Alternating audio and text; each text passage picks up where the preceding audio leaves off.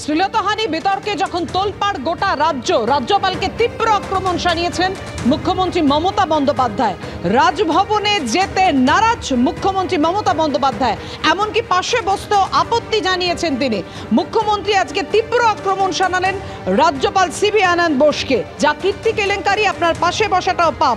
Pen ড্রাইভে রাজ্যপালের আরও কেলেঙ্কারির ভিডিও থাকার দাবি হুগলির সভা থেকে। কি বলেছেন মুখ্যমন্ত্রী দেখুন।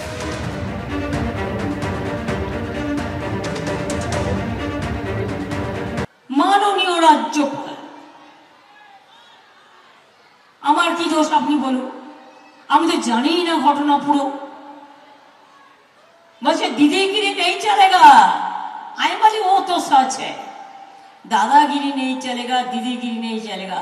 लेकिन राज्यपाल, पहले आपको तो पदत्याग करना चाहिए। Who are you to torture the women?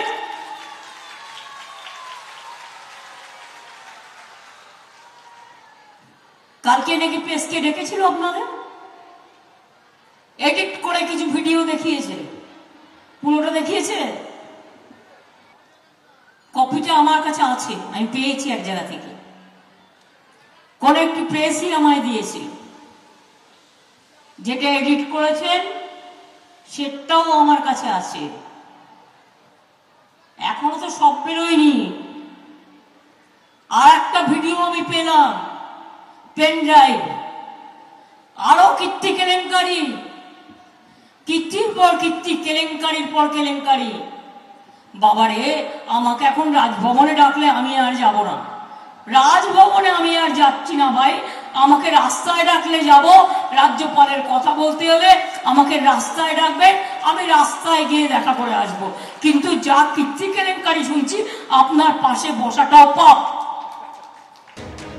রাজভবনে শ্লীলতাহানি বিতর্কে যখন গোটা রাজ্য তোলপাড়, মুখ্যমন্ত্রী মমতা বন্দ্যোপাধ্যায় রাজভবনে যেতে নারাজ, আপত্তি প্রকাশ করলেন তিনি। আপনারা জানেন গত পরশুদিনই রাজভবনের তরফ থেকে ভিডিও ফুটেজ প্রকাশ্যে আনা হয় এবং মুখ্যমন্ত্রী আজকে তাই নিয়ে আক্রমণ শানিয়ে বলেন যে পেন ড্রাইভে আরও কেলেঙ্কারির ভিডিও রয়েছে তার কাছে রাজ্যপালের। হুগলির সভা থেকে রাজ্যপালকে এভাবেই তীব্র আক্রমণ শানালেন মুখ্যমন্ত্রী। শ্লীলতাহানি বিতর্কে যখন তোলপাড় গোটা রাজ্য, রাজভবনে যেতে নারাজ মুখ্যমন্ত্রী। যা কীর্তি কেলেঙ্কারি, আপনার পাশে বসাটাও পাপ।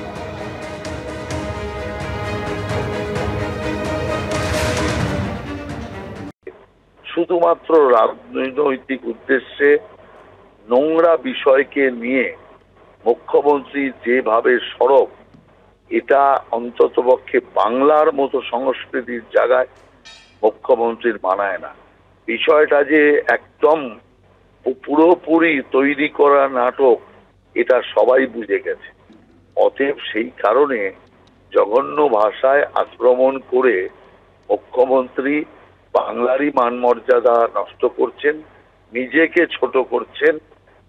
এতে রাজভবন বা রাজ্যপালের কোনো সম্মানহানি হচ্ছে না, কারণ মানুষ বুঝে গেছে যে এটাও একটা তৈরি সাজানো নাটক।